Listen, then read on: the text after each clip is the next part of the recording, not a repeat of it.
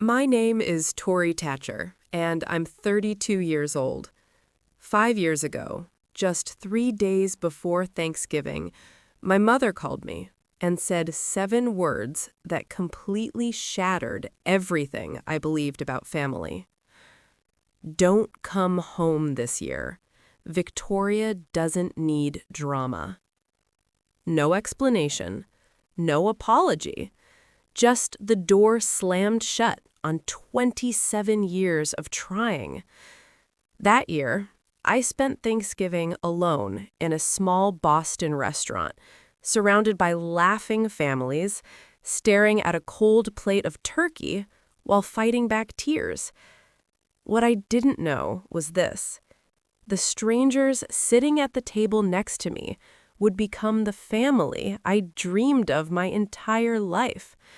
And 5 years later, those same strangers would be introduced at my wedding as the parents of the bride, while my biological parents stood quietly in the back, finally realizing they had been replaced in every way that mattered. But before that, let me take you back to the phone call that changed everything. November 21st, 3 days before Thanksgiving, I was in my tiny Boston studio apartment, half-packed bags on the bed, a pumpkin-scented candle burning, and a non-refundable flight to Connecticut already booked. My mom's name lit up my phone. I smiled. "Hi, Mom." "Tori?" Her voice was flat, cold. "I need to tell you something." My stomach dropped. "What's wrong? Is Dad okay?" "Your father's fine. Listen, I've thought about it, and I don't think you should come home this year." I laughed nervously. I honestly thought she was joking. "What do you mean?" "Victoria doesn't need stress. She's pregnant again." "Stress?" My voice cracked. "I haven't even talked to her in months." "Exactly," my mom snapped. "And let's keep it that way. You know how you are." "How I am?" "Mom, all I did last year was ask why I wasn't invited to the baby shower." "There, you see? You always make everything about yourself." At 27 years old, my own mother was uninviting me from Thanksgiving because I asked a question. I already bought my ticket. "Cancel it. Victoria doesn't need drama. Do you understand?" The line went dead, and suddenly, everything made sense. I had always been the scapegoat. My 16th birthday party, canceled because Victoria failed an exam. My college graduation, my parents arrived 2 hours late because of Victoria's prenatal appointment. Every time, the same phrases.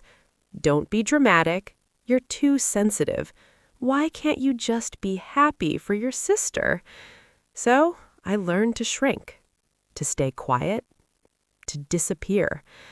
And sitting alone in that cold apartment, I finally understood the truth. I could never make myself small enough for them to choose me. My phone stayed silent. I opened Instagram, a full family photo, everyone smiling.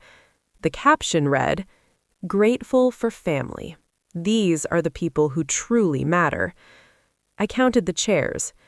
There wasn't one for me. They hadn't just excluded me, they had erased me. So I put on my coat and I walked out the door. An old Boston restaurant.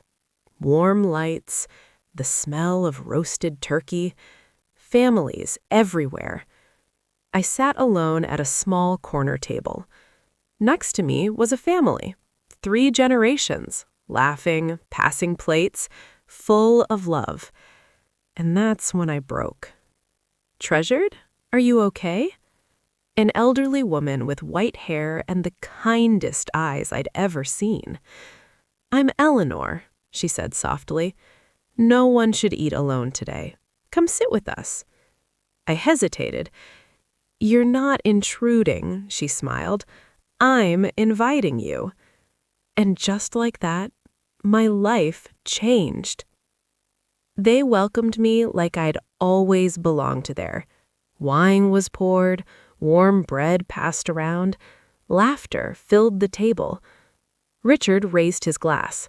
To unexpected guests who make the table complete. For the first time in years, I felt safe. Eleanor leaned over and said something I'll never forget. People who accuse you of being drama are usually the ones creating it. Then she looked me in the eyes. "You're not the problem, Tori." Years later, I married Marcus, their son. At our wedding, the program read, "Parents of the bride, Richard and Eleanor Morrison." My biological parents showed up uninvited. When the announcer said, "Please welcome the parents of the bride, Richard and Eleanor Morrison," my mother's face went pale. She pulled me aside, furious. I stayed calm. "I didn't replace you," I said quietly. "You left me. They chose me." Today, I have a daughter. Her name is Emily Grace Morrison. The same table, the same family, the same love. I raised my glass and said, "To the family we choose, and the ones who choose us back." For the first time in my life, I was finally home.